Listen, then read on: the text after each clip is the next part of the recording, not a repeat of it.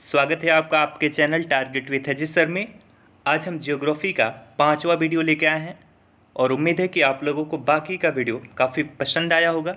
और आप सबसे रिक्वेस्ट है, अगर आपने हमारे channel target with Ajay sir को सब्सक्राइब नहीं किया तो प्लीज़ चैनल को सब्सक्राइब करें, दोस्तों में शेयर करें और हमेशा वीडियो के अंत तक बने रहें, ठीक है। क्योंकि जो भी हम बनाते हैं वो बहुत इंपॉर्टेंट होता है, महत्वपूर्ण होता है एग्जाम के परिदृश्य में, तो प्लीज़ वीडियो को स्किप ना करें, ठीक है। बिना देर किए चलेंगे पहले प्रश्न की ओर। इससे पहले एक रिक्वेस्ट कि आपके पास कोई भी ग्रुप हो तो तुरंत इसे शेयर करें ताकि वो भी इस सेशन से जुड़ सके, ठीक है। फटाफट से शेयर कर दें। फिर चलते हैं पहले प्रश्न की ओर।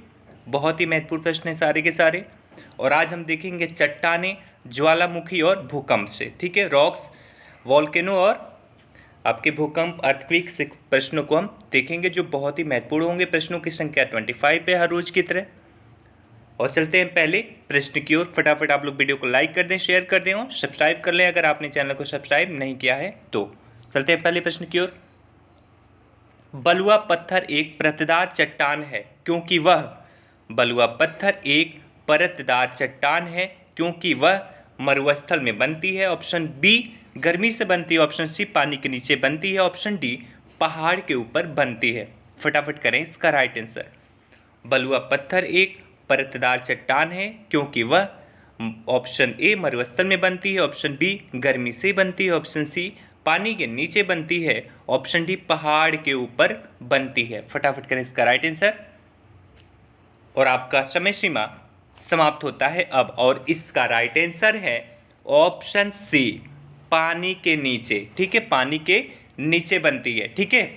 बलुआ पत्थर एक परतदार चट्टान है क्योंकि यह जल से निर्मित होता है, जल से निर्मित होता है, और इसमें जो चट्टान होती है वो कणों के रूप में होती है, कणों के, बालू के कणों के रूप में ये चट्टान होती है। और बलुआ पत्थर में पानी बहुत ही आसानी से घुस जाता है, पानी बहुत ही आसानी से आर पार हो जाता है, ठीक है।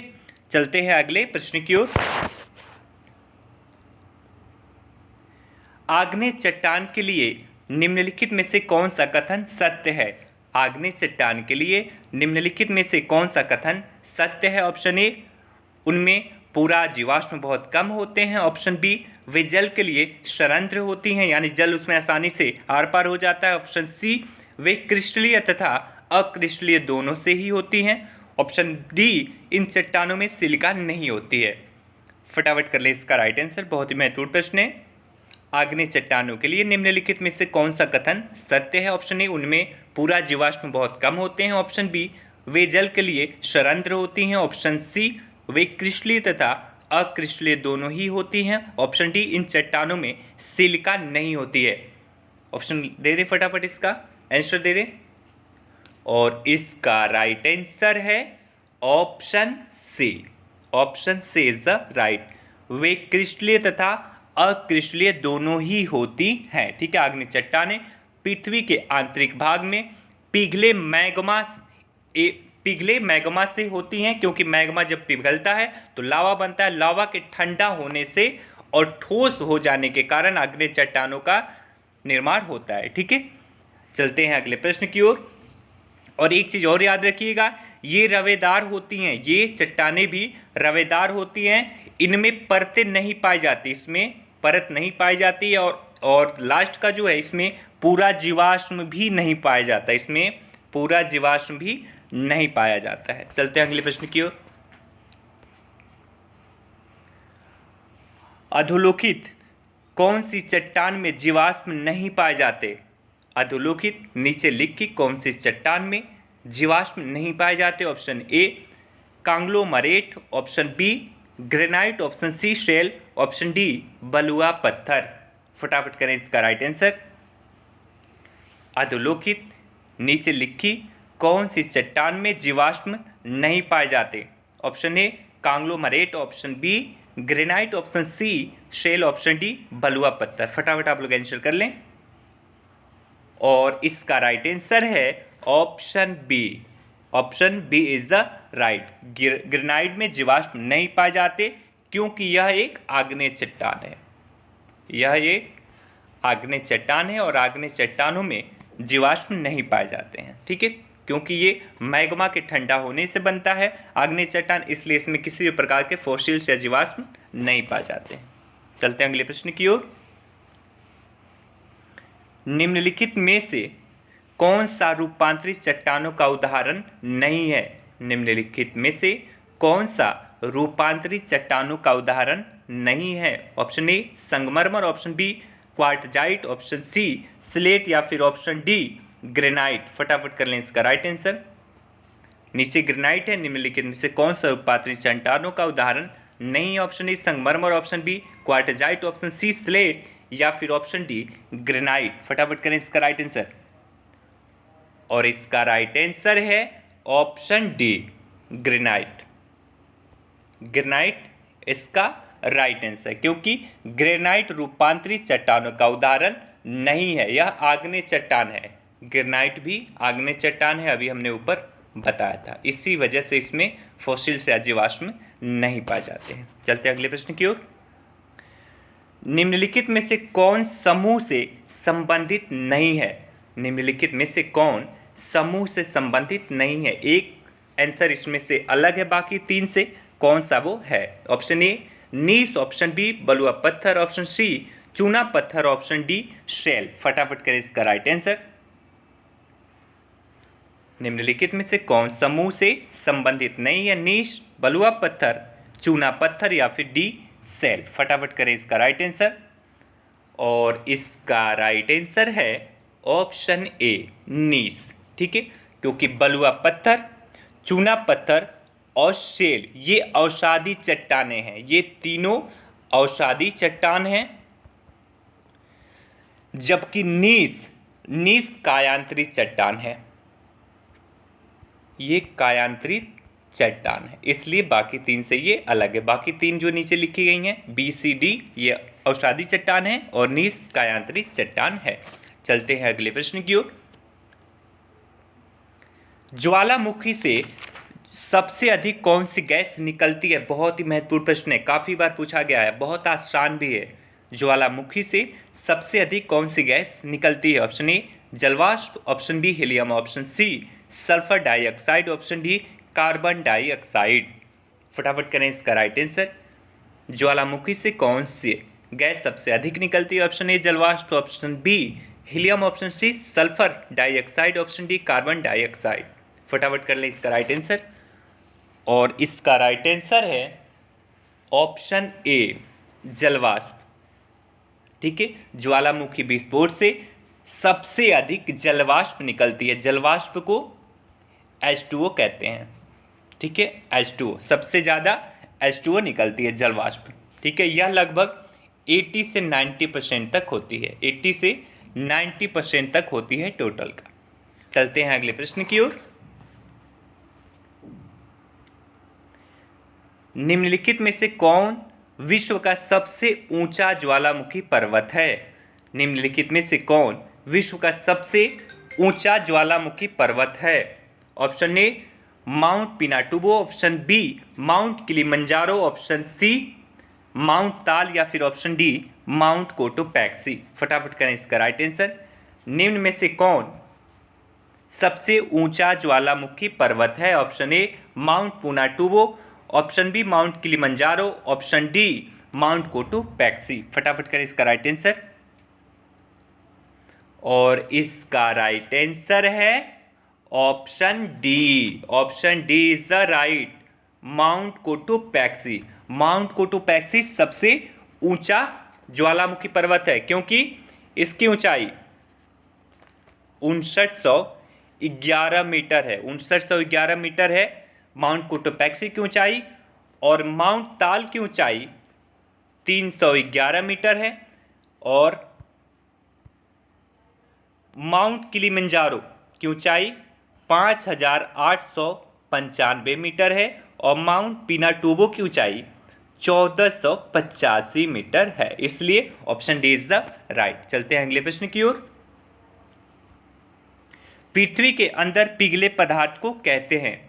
पृथ्वी के अंदर पिघले पदार्थ को कहते हैं? Option A lava, option B basalt, option C obsidian, option D उपरोक्त में से कोई नहीं। फटाफट करें इसका राइट आंसर। बहुत ही आसान प्रश्न है। पृथ्वी के अंदर पिघले पदार्थ को क्या कहते हैं? Option A lava, option B basalt, option C obsidian, option D उपरोक्त में से कोई नहीं, नॉन ऑफ दिस।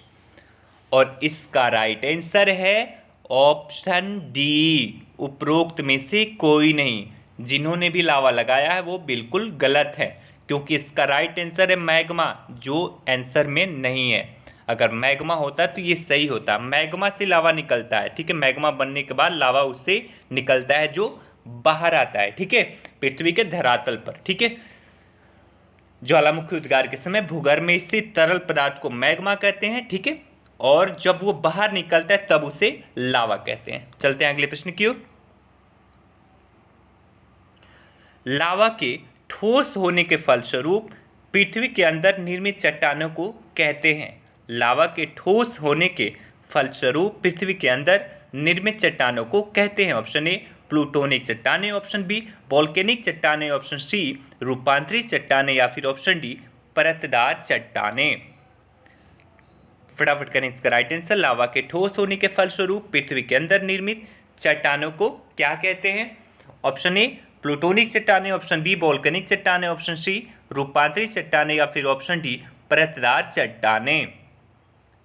और इसका राइट आंसर है ऑप्शन ए प्लूटोनिक चट्टानें, ठीक है।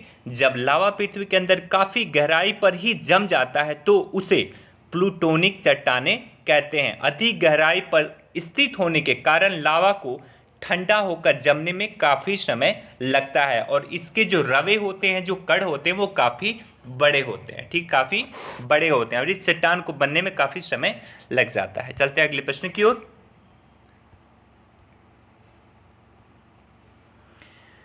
ज्वालामुखी उद्गार नहीं होते हैं। ज्वालामुखी उद्गार नहीं होते। ऑप्शन ए बाल्टिक सागर में, ऑप्शन बी काला सागर में, ऑप्शन सी कैरेबियन सागर में, ऑप्शन डी कैस्पियन सागर में। फटाफट करें इसका राइट आंसर। ज्वालामुखी उद्गार वोल्केनिक इरोप्शन नहीं होते हैं। ऑप्शन ए बाल्टिक सागर में, ऑप्शन बी काला सागर में, ऑप्शन सी कैरेबियन सागर में, ऑप्शन डी कैस्पियन सागर में। बहुत ही आसान प्रश्न है, सबको पता होना चाहिए। फटाफट करें इसका राइट आंसर। महत्वपूर्ण प्रश्न भी है। ज्वालामुखी उद्गार नहीं होता है बाल्टिक सागर में, काला सागर में, कैरेबियन सागर में, ऑप्शन डी कैस्पियन सागर में। और इसका राइट आंसर है ऑप्शन ए बाल्टिक सागर में, ठीक है। ज्वालामुखी उद्गार बाल्टिक सागर में नहीं होता है, क्योंकि ये प्लेटों के किनारे पर होता है। जो टेक्टोनिक प्लेटें हैं उसके किनारे पर ये होता है ज्वालामुखी उद्गार, लेकिन बाल्टिक सागर के आसपास कोई भी प्लेट का किनारा नहीं है। तो ये किनारा न होने की वजह से यहाँ पे वोल्केनो इरप्शन नहीं होता है, ठीक है। याद रखिएगा, जहाँ भी वोल्केनो एक्टिव है या फिर डिएक्टिव है, वो हमेशा, और वो जो उद्गार है वो हमेशा प्लेट के एंड में होता है, प्लेट के किनारों पर होता है। जहाँ पे भी प्लेट के किनारे नहीं है वहाँ पे वोल्केनो एक्टिव नहीं रह सकता, उद्गार भी नहीं हो सकता, ठीक है। चलते हैं अगले प्रश्न की ओर। माउंट एटना है एक पर्वत, ऑप्शन बी एक पर्वत शिखर, ऑप्शन सी एक ज्वालामुखी, ऑप्शन डी एक पठार। फटाफट करें इसका राइट आंसर। माउंट एटना है एक पर्वत शिखर, ऑप्शन सी एक ज्वालामुखी, ऑप्शन डी एक पठार। फटाफट आंसर कर ले, बहुत ही आसान प्रश्न है। और इसका राइट आंसर है ऑप्शन सी एक ज्वालामुखी, एक वोल्केनो है, ठीक है। माउंट एटना ज्वालामुखी इटली के सिसिली द्वीप पर स्थित है। यह इटली में है, इटली के सिसिली द्वीप पर स्थित है, और इसकी ऊंचाई 3350 मीटर है। 3350 मीटर इसकी ऊंचाई है, ठीक। और यह एक एक्टिव वोल्केनो है, याद रखिएगा, यह एक एक्टिव वोल्केनो है। माउंट एटना एक एक्टिव वोल्केनो है। चलते हैं अगले प्रश्न की ओर। ज्वालामुखी पर्वत माउंट सेंट हेलेंस कहाँ स्थित है? बहुत ही आसान प्रश्न है और कई बार पूछा गया ये, ठीक है। ज्वालामुखी पर्वत माउंट सेंट हेलेंस कहाँ स्थित है? ऑप्शन ए चिली में, ऑप्शन बी जापान में, ऑप्शन सी फिलीपींस में, ऑप्शन डी संयुक्त राज्य अमेरिका में। फटाफट करें इसका राइट आंसर। ज्वालामुखी पर्वत माउंट सेंट हेलेंस कहाँ स्थित है? ऑप्शन ए चिली में, ऑप्शन बी जापान में, ऑप्शन सी फिलीपींस में, ऑप्शन डी संयुक्त राज्य अमेरिका में। फटाफट कर दें इसका राइट आंसर, बहुत ही महत्वपूर्ण प्रश्न है। और इसका राइट आंसर है ऑप्शन डी, संयुक्त राज्य अमेरिका में। ठीक है, माउंट सेंट हेलेंस संयुक्त राज्य अमेरिका के स्केमेनिया काउंटी एक राज्य है वहां का।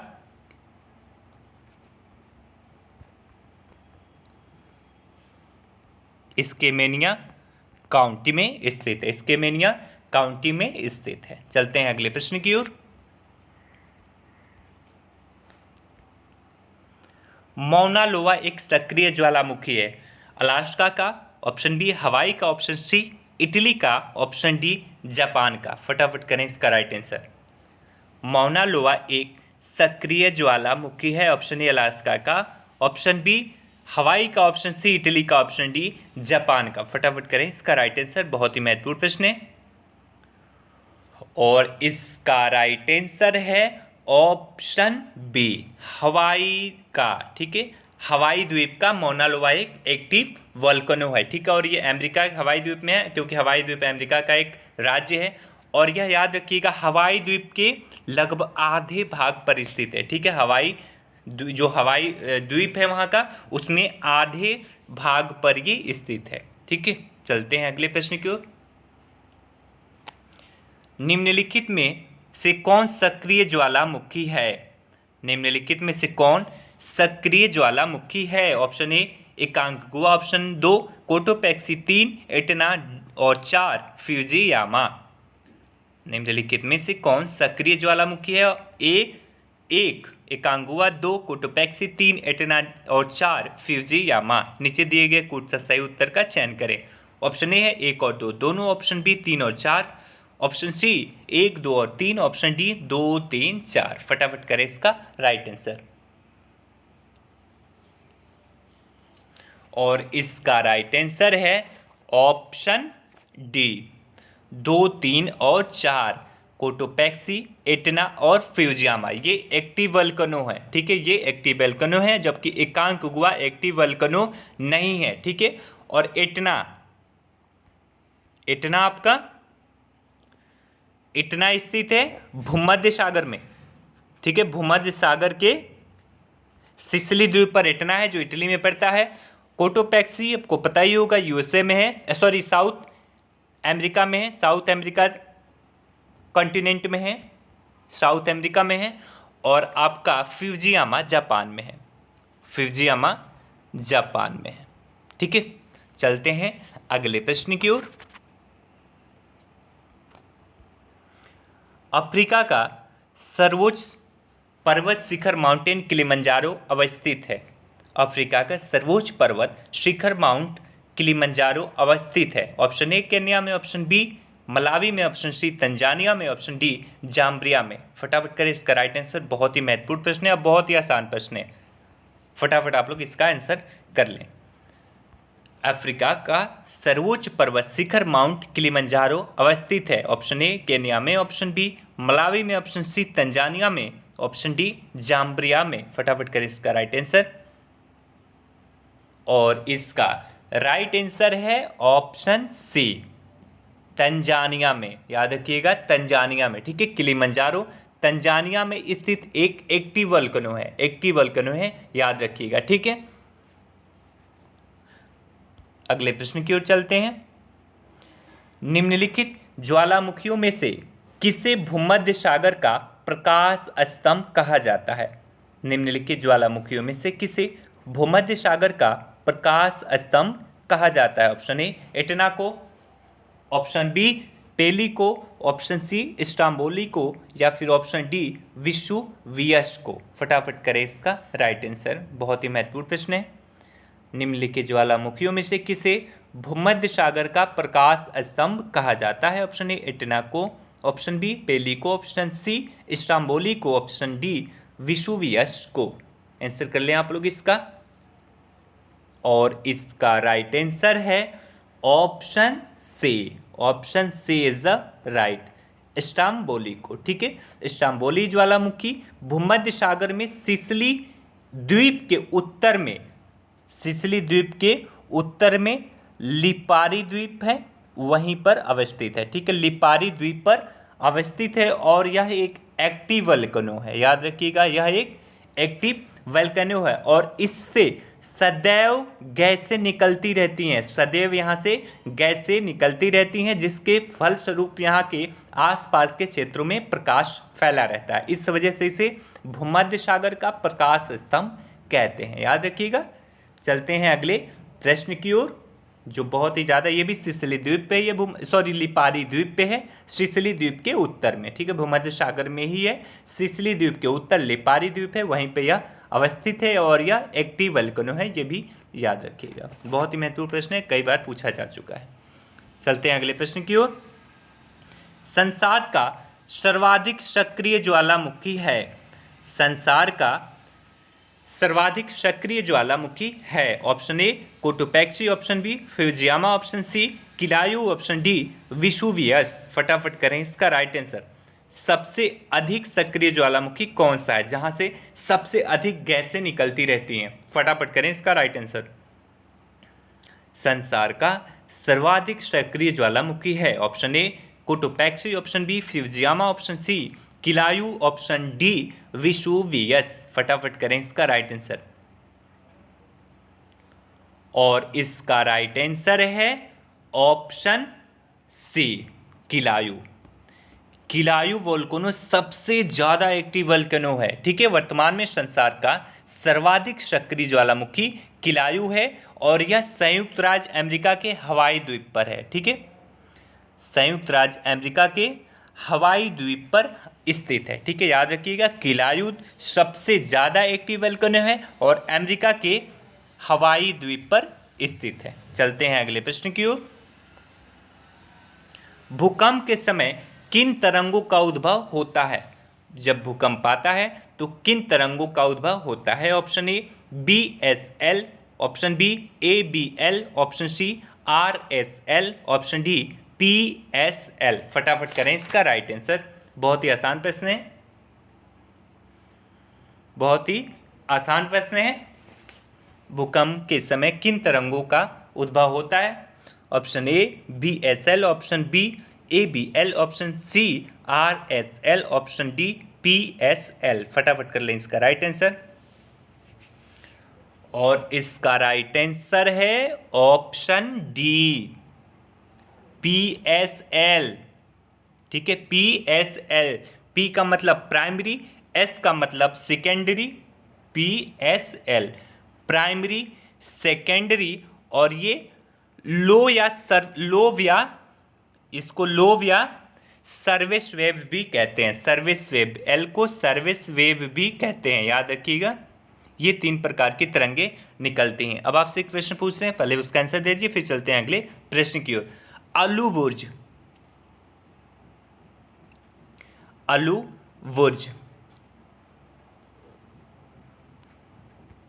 कहां पर स्थित है? आलू बुर्ज किस देश में स्थित है?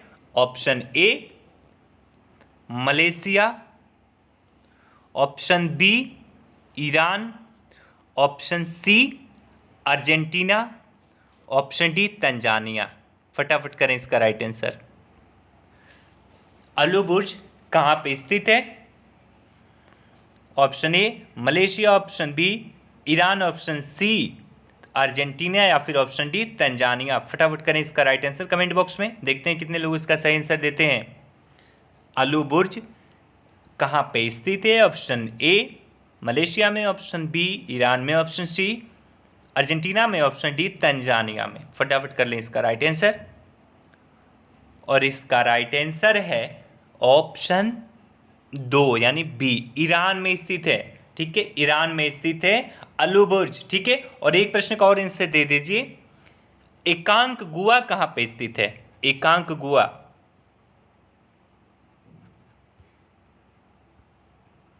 एकांक गुआ कहां पे स्थित है? फटाफट कर दें इसका राइट आंसर। इसका भी आंसर हम आपको दे दे रहे हैं।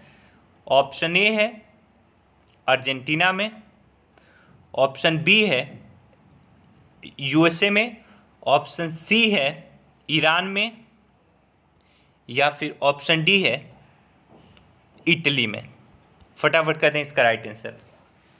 एकांक गुआ कहां पे स्थित है? ऑप्शन ए है अर्जेंटीना में, ऑप्शन बी है US में, ऑप्शन सी है ईरान में, या फिर ऑप्शन डी है इटली में। फटाफट कर दें इसका राइट आंसर। फिर चलते हैं अगले प्रश्न की ओर। फटाफट कर दें इसका राइट आंसर। एकांगुआ कहाँ पे स्थित है? अर्जेंटीना में, यूएस में, ईरान में या फिर इटली में? ठीक है, और इसका राइट आंसर है अर्जेंटीना में। ठीक है, अर्जेंटीना में एकांगुआ स्थित है। चलते हैं अगले प्रश्न की ओर। रिंग ऑफ फायर संबद्ध है। रिंग ऑफ फायर संबद्ध है। फटाफट करें इसका राइट आंसर।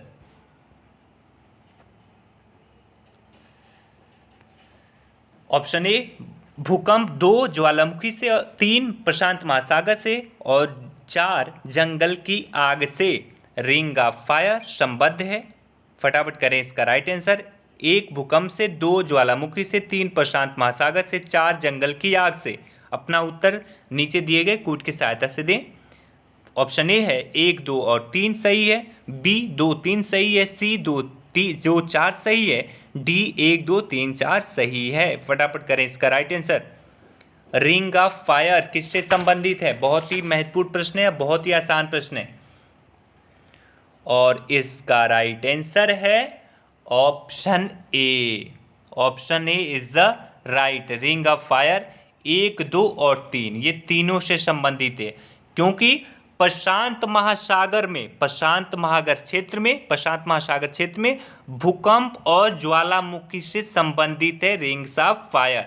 तो एक पहला हो गया प्रशांत महासागर क्षेत्र में, और दूसरा भूकंप से और ज्वालामुखी से संबंधित के लिए या संबंध के लिए यह रखा गया है रिंग ऑफ फायर इसका नाम। ठीक है, चलते हैं अगले प्रश्न की ओर। बहुत ही महत्वपूर्ण प्रश्न था, अगला भी बहुत महत्वपूर्ण होगा।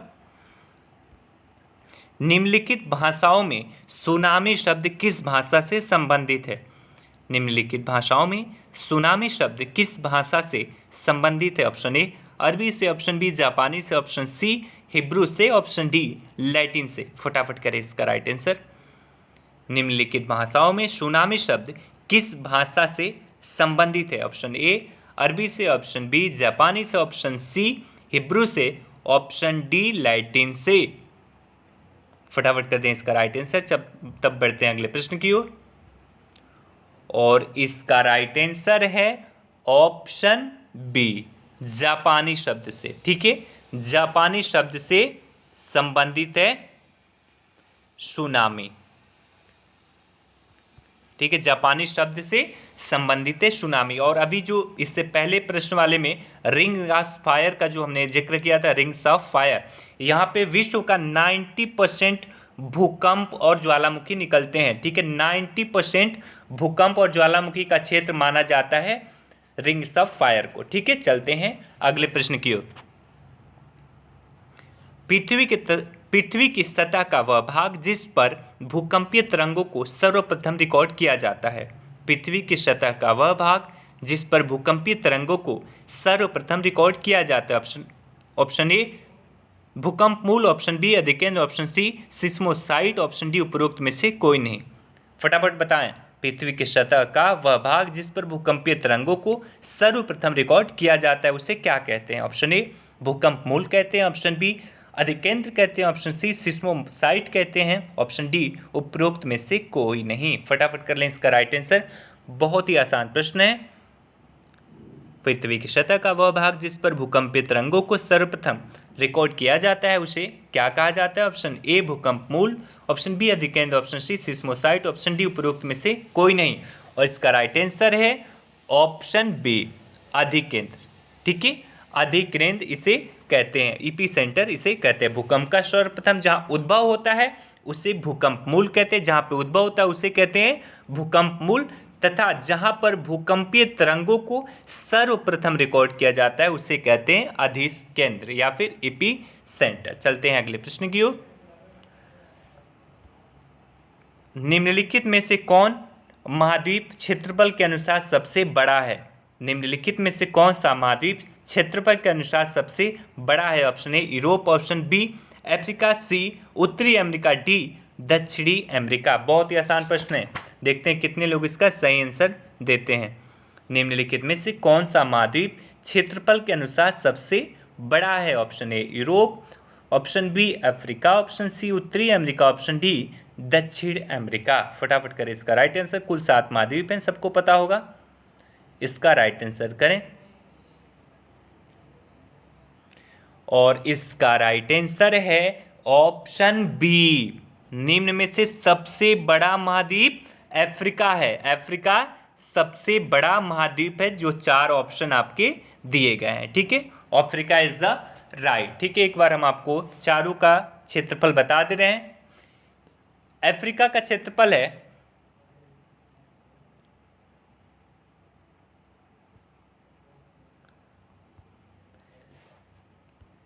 ठीक है, इसका क्षेत्रफल है आपका